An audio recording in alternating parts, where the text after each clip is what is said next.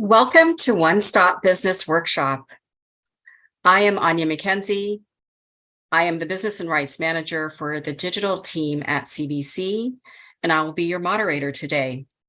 I am an Indo-Caribbean woman with dark long hair and brown eyes, wearing a blue and white floral block print dress. I am sitting in an office with white walls, and I have a beautiful collage painting hanging right behind me.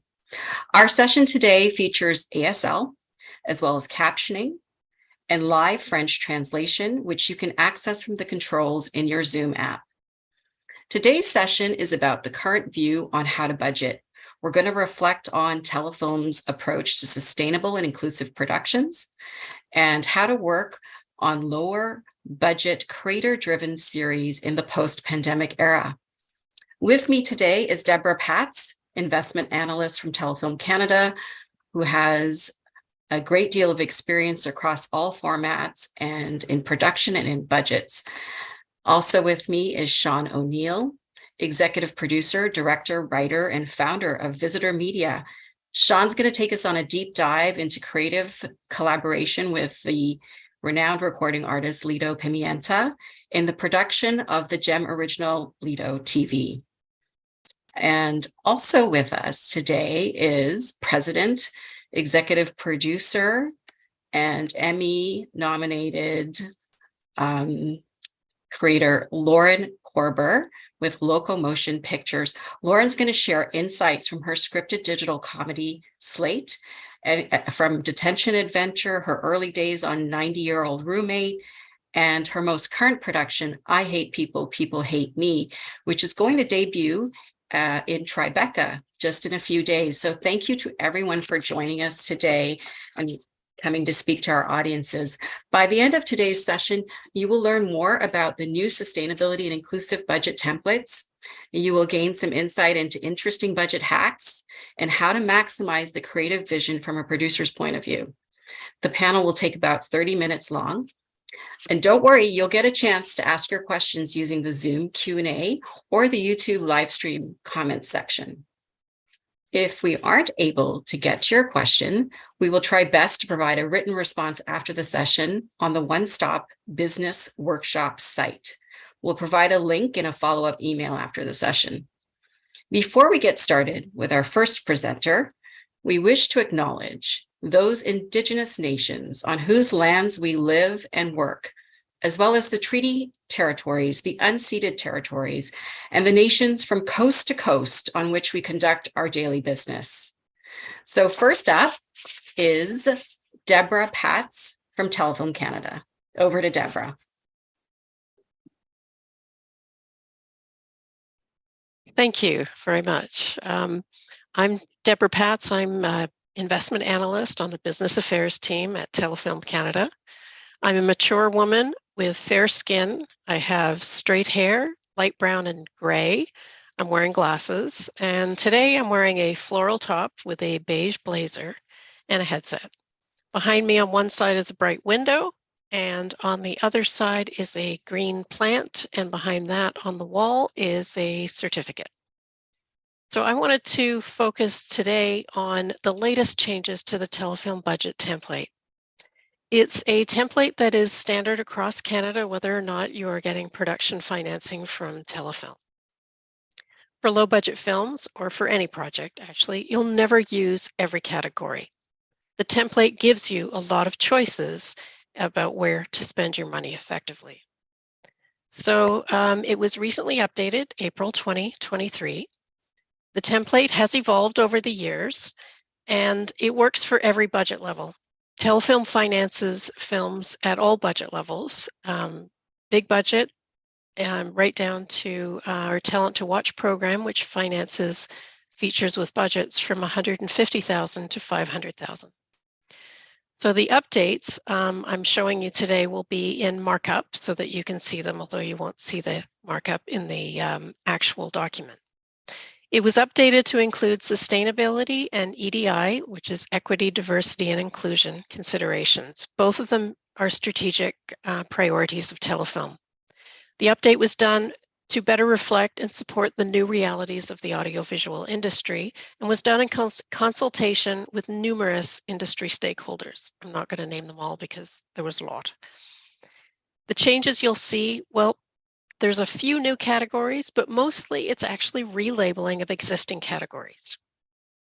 So here's the marked up a couple of the first pages. You'll notice that the Intimacy Coordinator is a new category, and the Sustainability Green Advisor also a new category. They're not required that you hire them, but like for for the sustainability, you'll notice there's a second one in the art department. That's because construction might start before the production office opens. So you might have to have somebody else in that department. As I mentioned, it's not required that you hire one, but the category is prompting you to think about making sustainable choices and plans for your production. Next slide, please. As for the part about updating labels of existing categories, you'll see that consultants has always been part of the Telefilm template. However, now we've given some examples. So in section 2, it's about what happens on screen. So maybe you need a story consultant or a sensitivity reader or a consultant for EDI. And then in section 3, which is the development section, it's about what's behind the scenes, the whole of production. So you might want a consultant for culture, climate, or accessibility.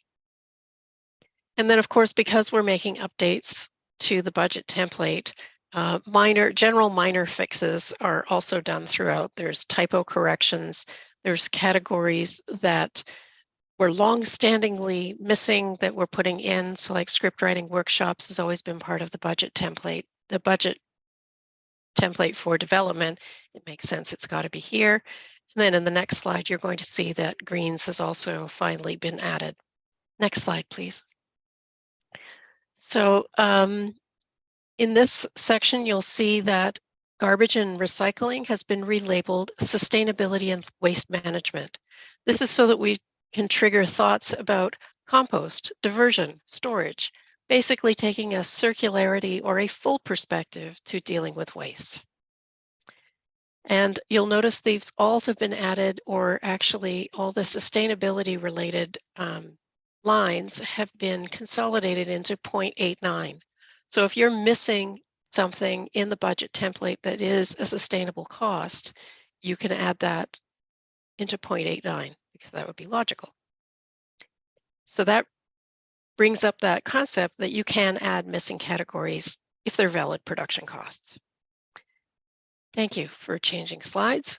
In this section, you'll see fuel and transportation are where you're going to find the biggest impact for sustainability.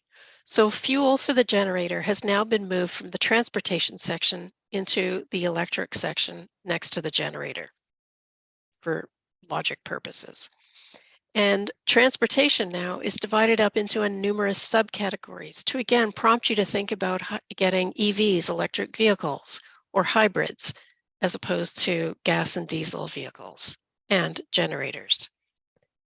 And these prompts, which are in the Excel version of the Telefilm template, which you'll find on the Telefilm website, may not be available in the budgeting software because they may only have the first line as an option. Next slide, please. Finally, there's a green certification line down in section D, the other section of the budget template. We do expect existing crew is going to do the work of making sustainability plans, which by the way is mandatory if you're getting financing from Telefilm, and using calculators. But there are some places where you actually, if you're going to get a certification, there's a certification cost, and Quebec has such a program, but not all provinces. So you may or may not need to use that line. Next slide, please. So moving on from talking about sustainability and more to address EDI, a number of the crew titles have been updated. We've moved away from terms like master, chief, boy, and we're moving to more neutral terms of key and second. Now the unions do have standard job titles and they may differ slightly, but over time we're expecting to have more neutral job titles, and that's where we're going to start with it here in the budget template. You'll also see that some of the existing titles, which are used very, very frequently, like Best Boy and Property Master, are still included. But again, we're hoping those are we're expecting them to be retired in a future budget update. Next slide, please. As for what's not in the budget template, carbon offsets. It's currently under discussion in the industry whether they are valid production costs. So it's not decided yet, and some of the travel costs may still include carbon offsets, but it doesn't mean that they're going to be accepted as valid production costs on an ongoing basis. Green upgrades, capital costs to third parties, not production costs. And finally, sustainability and EDI guide notes. The budget template is just that. It's not a teaching tool. It's never had guide notes, so it's a template for making your budget. CBC, however, does have a template with some great guide notes on sustainability. Next slide, please. The Excel version is available on the Telefilm website. There's the link. And Telefilm is also in touch with all the budgeting software programs to make sure that they're also going to update the Telefilm template within the software. Some of them are done, some are in process. We're talking about Movie Magic, Gorilla, Showbiz, Genie. And that's it for the slides. I do want to just make another comment about the sustainability plan. Mid-May, Telefilm made a sustainability plan for production a mandatory requirement. It is not tied to funding decisions. It's about data collection so that Telefilm becomes aware of what people are doing for sustainable practices so that we can continue to be a partner of choice. And it's to raise awareness of making sustainable production choices and empower clients to take action. So, and the other note about that is making sustainable choices is not always about spending money. So if, for example, you choose to combine locations or shoot in less locations, you're making a sustainable production choice. That can be part of your plan, and you're saving money at the same time. I would like to hand it over now to Lauren, who's going to dive deeper into how to budget.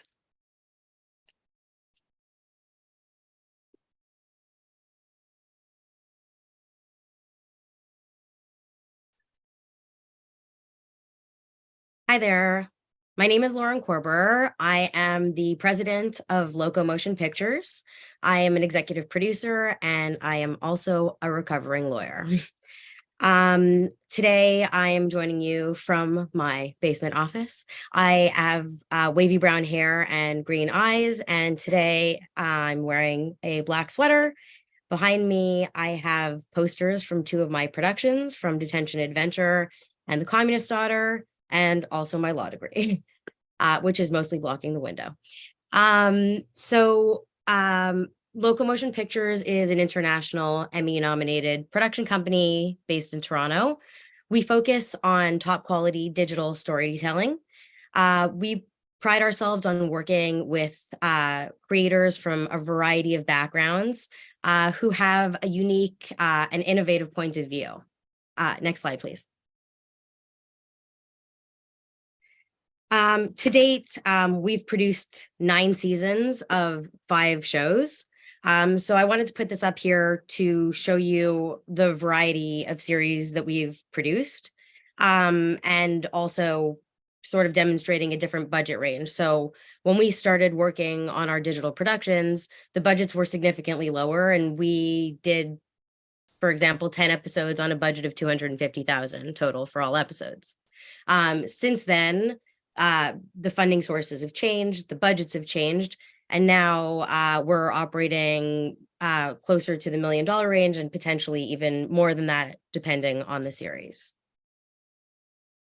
So just to give you a bit of an example here of the type of series, they're primarily comedy series.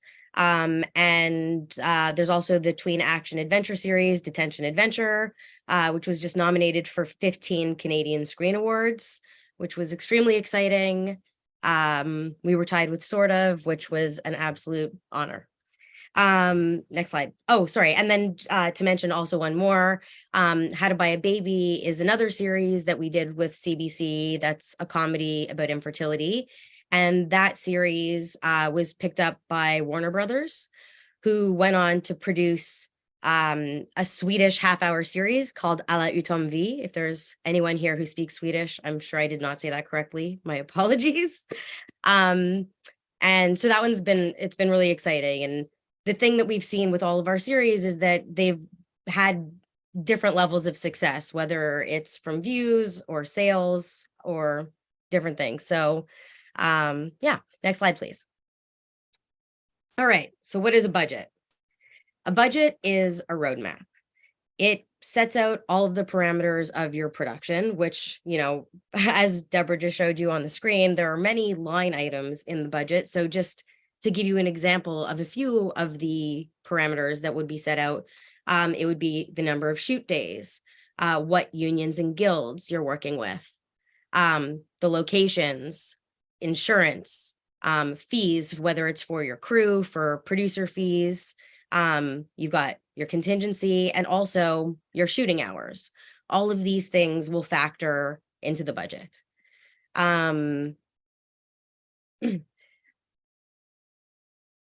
Okay, so all these things will factor into the budget. And the thing is, as you're going through the budget template, I absolutely love that they've adjusted the template to be more specific, because every line item in the budget really serves as a prompt for you to start thinking about how that might affect your production and whether or not you need it.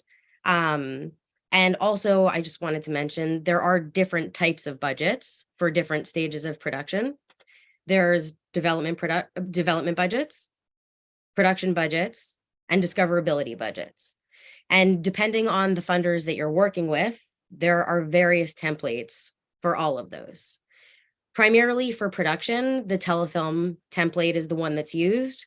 But if you're working with Ontario Creates, then they have a different template that they work with. So be mindful of that. And then next slide, please. So I think something got caught off from the last one. So the one thing I did want to say from that one is that if it's not in your budget, it's not part of the plan. So you want to try to be as comprehensive as possible when you do your budget. Okay. So starting with developments, the one thing that I would say is spend your development funds wisely.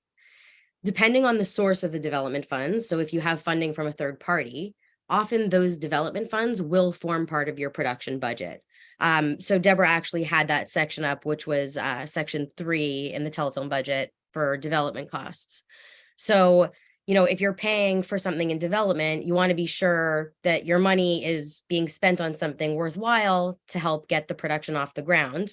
And that, when you get to production, you're not like, oh man, shouldn't have spent money on that.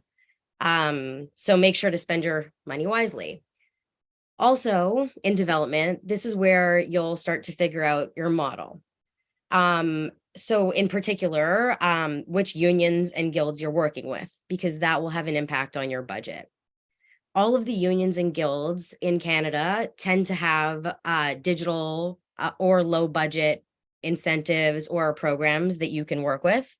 I very strongly recommend taking a look at all of the agreements that can be found either on the CMPA website or on the unions and guilds website, because those really set out the rules of how everything works.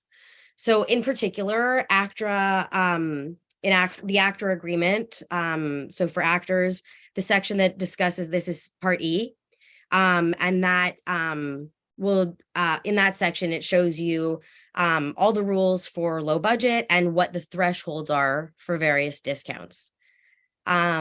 Usually, I believe that one is based on a per minute budget.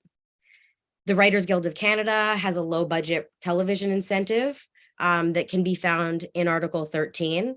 So this would apply to productions that are 15 minutes or less. And it's also based on a per minute budget as well as an episodic budget. So it would be under a certain amount, then you would qualify for this low budget television incentive. The Directors Guild of Canada Under their agreement, tiers E and F that are under 20 minutes mean that the rate that it's fully negotiable. And then for NABET, the rates and fringes are negotiable per schedule 1. Sorry, I see that it's blocked there. So that's per schedule 1. And then for any of the IATSE groups, you would refer to the business agent for that particular bargaining unit. So whether it's for camera or for production office or whichever specific union. Also during development, this is when you want to think about your must-haves and what is you're absolutely going to need to have in your budget. Because you want to make sure that you're bearing that in mind. And as I mentioned before, don't forget the budget templates can vary by funder. Next slide, please. So once you get to production, now you're going to be you've got your production budget, which really you're preparing during development to be used during production. So you want to be as specific as possible to your show. Different shows will have different needs. One might need more visual effects than another show. One might have dancers, for example. So just bear in mind, because what you want to do is you want to be able to find a balance between the creative and everything else. So you want to try to execute the creator's vision as much as you possibly can while bearing in mind that you've got a limited budget. So it's kind of a constant balancing act. Okay. I realize I'm going a little bit over time here. I was trying to speak a bit slowly, so I'm going to pick a few things to focus on here. So let's switch to the next slide, please. So just a few tips that I'll run through quickly. Some ways that you can help maintain or stay on budget and to reduce your budget would be to minimize or to operate within a lower budget would be to minimize locations and unit moves. That's a sure way to kill your budget. Typically for crew fees, we tend to work on a favored nation basis for different levels. So for example, all the keys across all crew positions would get paid the same amount. And then I always recommend getting quotes. Then you know exactly what you're dealing with. You're not guessing numbers. Admin costs and legal fees are a real thing. Although you're trying to put as much money as you can on the screen, there are certain things that need to get done. So make sure that you put aside enough money for those. And then, you know, in terms of cash flow and interim financing, that will factor into your budget also. And then you want to start thinking about your contingency and how you plan to spend it. I've got a few tips on different things not to forget on the next slide. Let's just flip it over for a second. I know I'm kind of out of time here. So quickly, I will go through these. So certain things that are often forgotten, I just wanted to make a little bit of a list here. There's interim financing. There's a lot of fees that go along with interim financing if you're working with a bank. So don't forget to account for all of those. And the way to make sure you are accounting for it is to speak to people from the bank early. Don't forget you need holding locations for your crew. On the other slide, I had mentioned respecting your crew and taking care of them. A happy crew is exactly what you want. You want people to be there and be proud to be part of your production and to feel respected, like they're making a difference by being there. So we try to do that wherever we can. Music and visual effects, because they come after. A lot of times not enough money is left for them, so highly recommend that. Got lots of different kinds of insurance here, so we want to make sure to account for those. Basically, commercial general liability is the one that's going to protect you from all of the basic things, from your from anything getting stolen. I shouldn't speak specifically to this, but right. Anyways, various kinds of insurance. If anyone has questions, you can follow up with that afterwards. And then just loss and damage and fringes. So I think that's it for me. Is there another slide? I think just with my contact info or not. Anyway, thank you so much. That's it for me. I'm going to pass it over to Sean.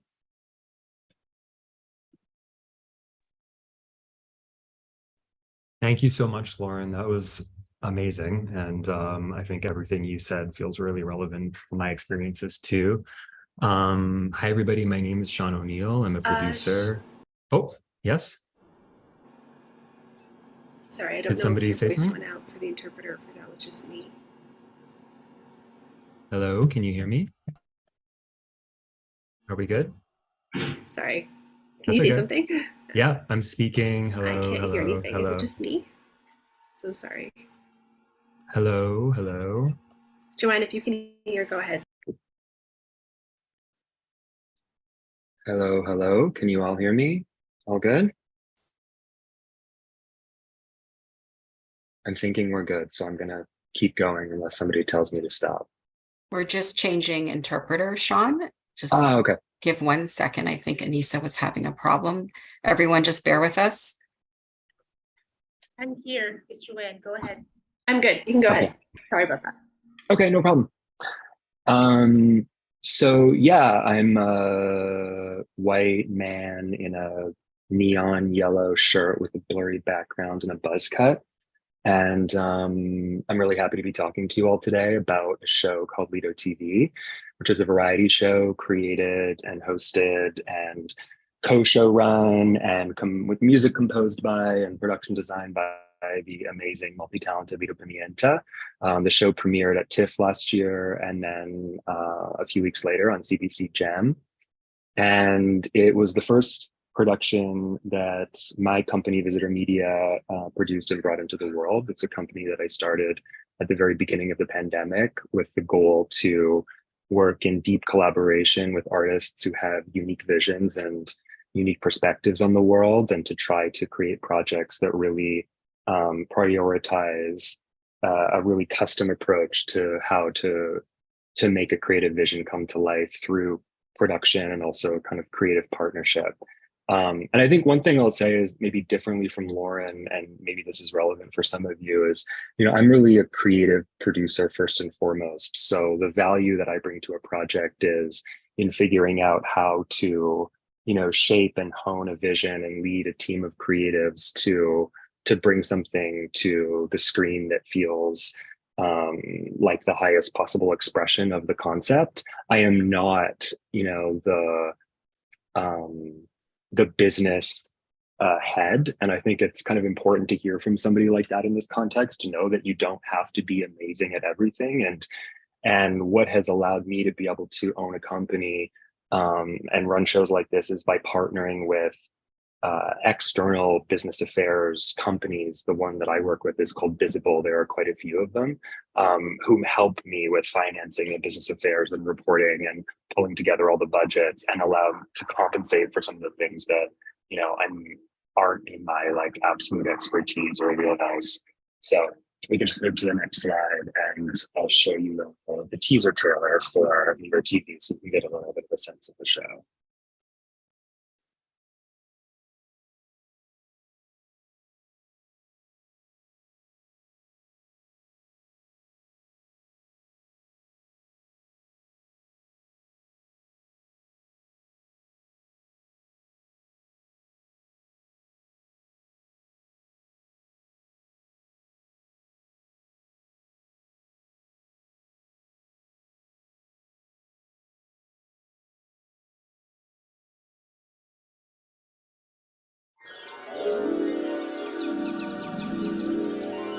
A is for apple, apple, apple, apple. And B is for baby, baby, baby, baby. And C is for colonialism.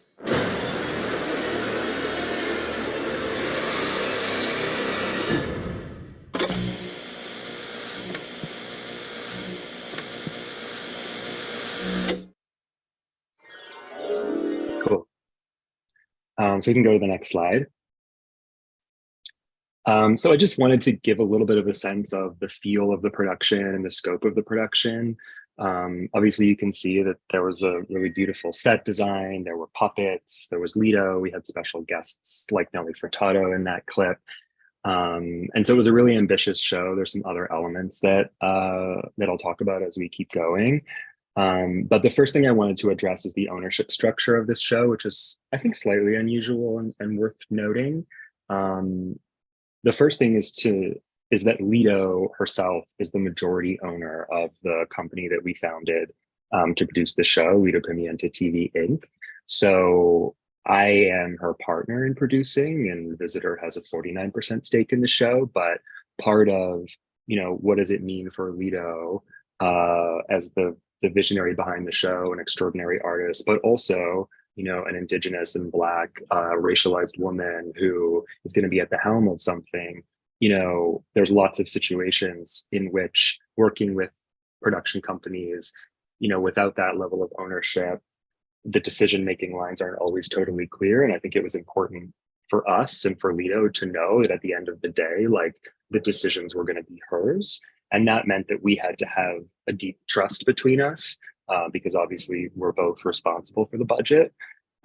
But, we'd had years of knowing and working together. And so that's the decision that we made.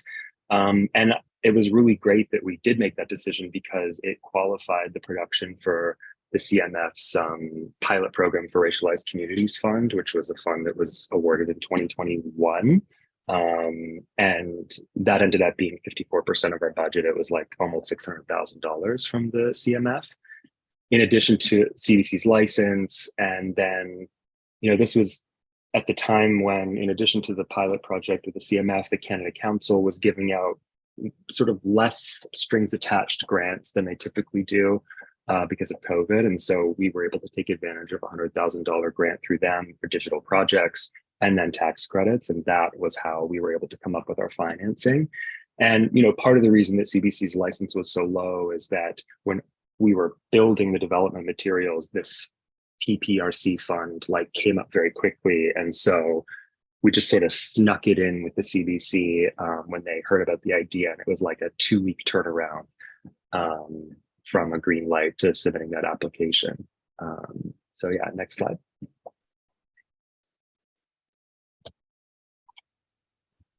So yeah, the total budget of Lido TV was $1 million. We did 6 episodes between 15 and 20 minutes each. And like I said, it's a variety show. So there were all of the segments that happened on the set that you saw. That included interviews with special guests, scripted segments with Lido and her puppet friends that set up the themes of the episodes. We also did on-location scripted comedy sketches, kind of like SNL pre-tapes or what you would see on the Baroness Fun sketch show. We did short documentaries that we shot in Colombia. We did 4 of those across the episodes. We did interviews in the studio and we did musical segments in the studio. So it was a really ambitious concept for $1 million budget. But we made it work. And I'm just going to wrap up quickly by telling you some of the things we did to make it work. So we can go to the next slide. We had a full studio set. We had a WGC writer's room. We had our host. We had puppeteers. We had 20 performers. We had 7 celebrity guests. We did this all in 11 shoot days, 8 in the studio, 3 on location, plus the 3 doc shoot days in Colombia. Our days were 10+1 in terms of the hours. We never went into overtime. And you can go to the next slide. And I think for the lessons that I walked away from with Lido TV and that Lido and I walked away from, I'm being a little bit facetious by saying don't try this at home, but I think the thing to know about these digital series is if what you're trying to do is build a company and use the series as both an expression of an original idea, but also a way to kind of prove yourself as a producer to try to get to the next level and to build a bigger budget next time, part of it is to know it's just going to be really intense and difficult. And it is almost impossible to achieve at the highest level. You are putting everything you have into this kind of project. And that means you have to know the creative elements. You won't compromise. We invested our corporate overhead into this project. It didn't stay with the company. That was a strategic decision we made. I would also encourage you, though, to not invest everything. Don't invest your producer fee. We all need to be paid. Similarly to Lauren, I think Most Favored Nations is the way to pay people. And don't forget about promo. That was a huge part of what ended up making the show successful. And yeah, remember that the creative freedom that's being offered and the opportunity is part of a growth goal to get more money and more resources and to be able to do more, take care of your people next time. So that's it for me. Thank you all very much.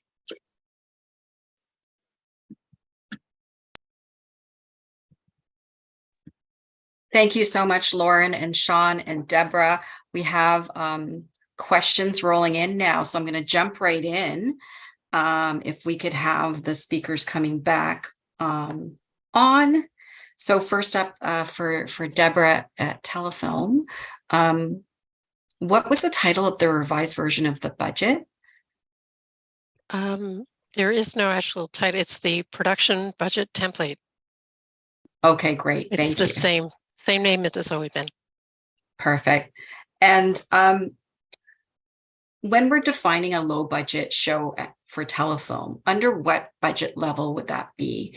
In the US, it's probably around under 5 million. What is it in Canada? What is it from a Telefilm perspective? It's a good question, because looking at whether it's a big budget or a low budget, it's really how much do you need for your project? And the defining as to whether it's a quote big budget or a low budget at Telefilm has to do with which feature film executive are you dealing with. And so if the budget's over 3.5 million, you're going to be dealing with the national feature film executive. If it's under 3.5 million, then it's going to be the regional feature film executive. If you're under 2.5 million, then there's going to be changes as to your options for recoupment. And so, and even when you get into the low budget range, the budgets need to be at least 250,000, but there's an overlap with the Talent to Watch program that says the budget can go up to 500. So it always comes back to, throughout the labels of big budget, low budget, how much do you need to make the project? And then which guidelines are going to work for it and which funding partners? Thank you, Deborah. Very well said. This question, the next one, is for Lauren. You had mentioned a discoverability budget as being one type of budget. Could you elaborate on what that is? What is a discoverability budget, and why do we need one? Yes. So different funds call it a different kind of budget. Basically, it's for marketing. It's for money to help you bring people to your show and to allow them to discover it. So for any funds that would fund those kind of activities, they would have a template for that. Great, thank you. And I think the Bell Fund has recently updated that terminology too, and they call it an audience development plan and an audience development budget. So very good. The next question I think coming up here is for Sean. Could you clarify the distinction between permanent and episodic budget, for maybe provide a little bit more details about that? And I don't know what the word permanent means here, but I'm thinking a one-off show versus an episodic show. Permanent. I mean, the episodic budget, I mean, it's essentially you're still using the same budget template. There's just some lines that are broken down per episode. So for example, you're paying, your host per episode fee. And then there are other aspects of the production, like your set design or your production design, that are going to be like a one budget line, one-time payment. So it's all within the same scope. And on Lido TV, our budget was broken down differently depending on which aspect of the show was episodic or not. Okay, perfect. Thank you, Sean. And another one for you as well. Someone was curious about Visible and how to find that company. And it's BIZ, right, Sean? So if you could talk about how you found a good business affairs partner. Yeah, I mean, I really think that there are a few different firms, and maybe that's something, if you want to email me, I can send you some contacts. But for people who are small companies and for creative producers who are starting out, I think it's like what has enabled so much growth for small companies like mine, this model. So Visible, their website is visiblemedia.ca, BIZABLE media. And they have a great team, but there are others as well. Thank you so much. someone was curious as well, either for Sean or Lauren, but I think mostly for Sean, because you had in your slide, actor performers included as well as non-union. How was that possible? Yeah, I mean, it's a case-by-case negotiation with ACTRA. So we had one performer on the show who was a series regular, and ACTRA made a non-precedent setting exception for them to be part of the show. We just had to pay their ACTRA fee. So there are always ways that you can negotiate with the guilds. Is something that I would say, don't take the letter for final. There's always room to talk. Great. Yes, that's right. Call the guilds, find out. Lauren also mentioned that tip in her slides. And for Lauren, how do you, someone wants to know, how do you decide about how many shoot days it's going to take in a scripted comedy? What's the tip behind that decision? I mean, it really depends on your production. I mean, I can sort of estimate it at this point, but the best way to do it is to get an assistant director to break down your scripts for you. That is how you'll have the best picture of how many shoot days you need. And typically you were spending how many shoot days on the series that you just finished? I mean, for our productions, it's been anywhere from like 1 to 2 shoot days an episode, I'd say. Great. Perfect. That's very efficient. We like that in digital originals. How do you effectively build and track your budget as a new emerging producer for either Sean or Lauren? And I know Deborah mentioned a couple of pieces of software. What is your preference to track your budget? Do you want to take this, Lauren, or do you want me to? I was just looking for the question. Yeah, so it's about they're cost asking, reporting, right? they're asking how would you track your spend and what software are you using to track your budget spend? That's a good question. I think it really depends on a few things. If you're using a payroll company to pay people, then you have to use their software for it. I think a lot of people tend to use Movie Magic for that. And depending on how good and solid you are with Excel, it is doable in Excel. Just formulas can get screwed up really easily. So you just want to be very, very sure and have building your own columns for checks and balances on it. The budgeting software helps you not forget things in the same way. And you can use that for both budgeting and for cost reporting. Excellent. Thank you so much. There's an interesting question. Both of you had it in your slides. The term most favored nation was used. And the question is, how does this impact the budget? Maybe Sean, you want to dive in? I mean, it's so most favored nations, for those who don't know, means that you're paying people on the same tier equally. So I mean, like Lauren had said in her presentation, like the key grip will make the same as the gaffer, for example, like people who are on the same level. So it's really important in low budget that you do that, because crews are close and everybody talks. And if you're starting to do different rates, it can get really messy really quickly. So yeah, that's what it is, essentially. Just pay people who are at the same level equally, be really upfront about that. And I'm always as transparent as possible about the budget with people, because I think more and more there's an expectation of that culturally in the industry, and it just helps with culture. Do you have a comment, Lauren? I agree. Okay, I saw her nodding. For Deborah at Telefilm, I mean, this is kind of a segue. Does Telefilm support non-union productions?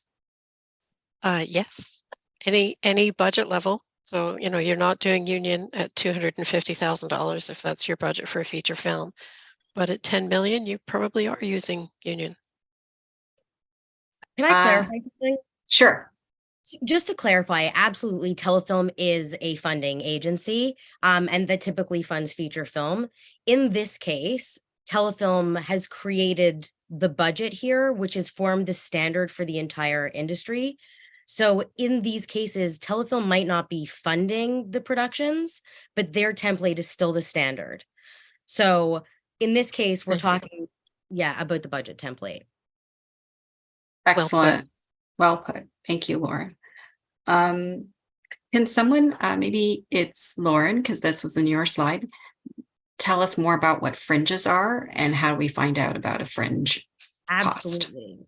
So when you're working with unions and guilds, they set the agreements between the unions and guilds and the Producers Association, in most cases, the Canadian Media Producers Association, also referred to as the CMPA, they negotiate the agreements that sets the rules for working engagements, number of hours, overtime, credits, et cetera, et cetera. So those agreements can be found on the respective union or guild's website and also on the CMPA's website. So as part of those agreements, they have certain minimum fees that are to be paid to the talent. And on top of those minimum fees, they get something that's referred to as fringes, which typically is insurance and retirement fees. It's any I'm trying to think of what else right now, Sean. What am I missing? The INR. If I can jump in, it's Thanks, just it's basically when you as an employee, when you get a paycheck, you have a bunch of deductions for employment insurance, Canada pension, and what's happening is that the employer, which in this case is the producer, also pays a portion. So yes, they're Exactly. deducting from your paycheck and sending in, but then they have to deduct or pay extra fringes towards your pension and EI. Great. Thank you for those answers. Wonderful. One final question here. We can speak to all of. How much do you typically budget for promotion? Everyone wants to know how to find their audience. So what is a good promotional threshold or percentage of the budget that you would spend? Maybe Sean first, then Lauren.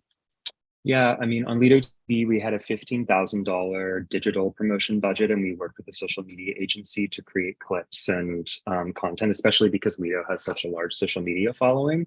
And then in addition to that, there was about another $5,000 spent between trailers, posters, and then ultimately at TIFF, merch and things like that. And once we got into TIFF, we were able to get little bits of money, like another $5 or $6 grand from different funders who just like threw us a bone knowing we were low budget. So I guess that's the other thing is if opportunities come up in promo, never hesitate to go back and ask and let your funders know because you might be able to get some help. And I'm sure Lauren's experiencing a little bit of this now as she prepares for Tribeca. Oh yeah, super cheap. There's nothing that costs money. I think for the marketing money, it really depends on how much you have access to. If you can get funding from a third party for marketing funds, that's absolutely excellent. But otherwise, some funds dictate a minimum that you have to spend on it. So always read the guidelines. But other than that, we just try to allocate as much as we possibly can to it. There's a lot of noise out there. It's hard to break through. Yeah, and I'm going to jump in as well. Just there's two perspectives. There's unit publicity because there's the words promotion, publicity, and marketing that get mentioned. Unit publicity is part of the production budget.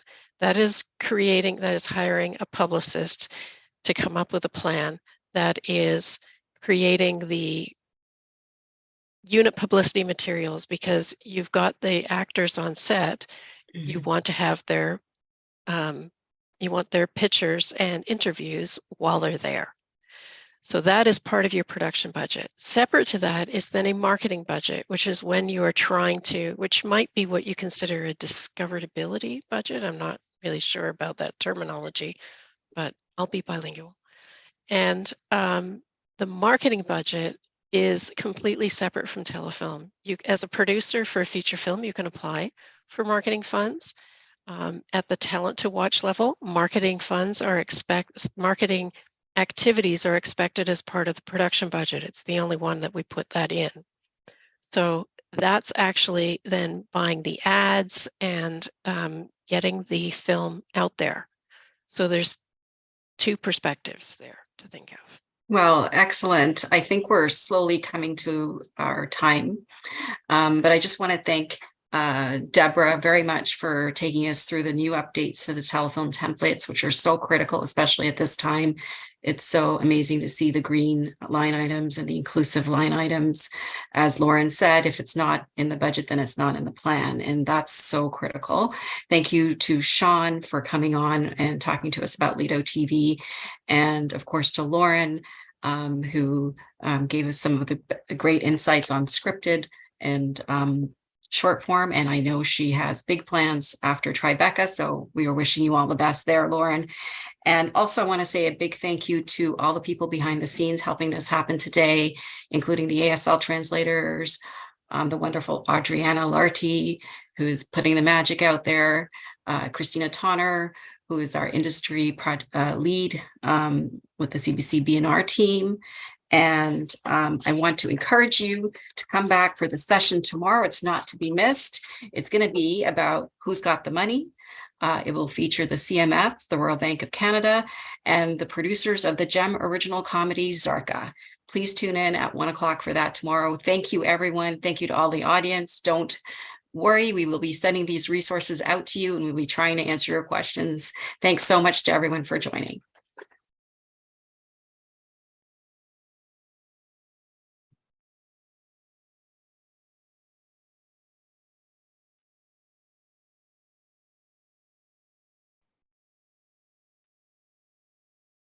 Okay, are we out?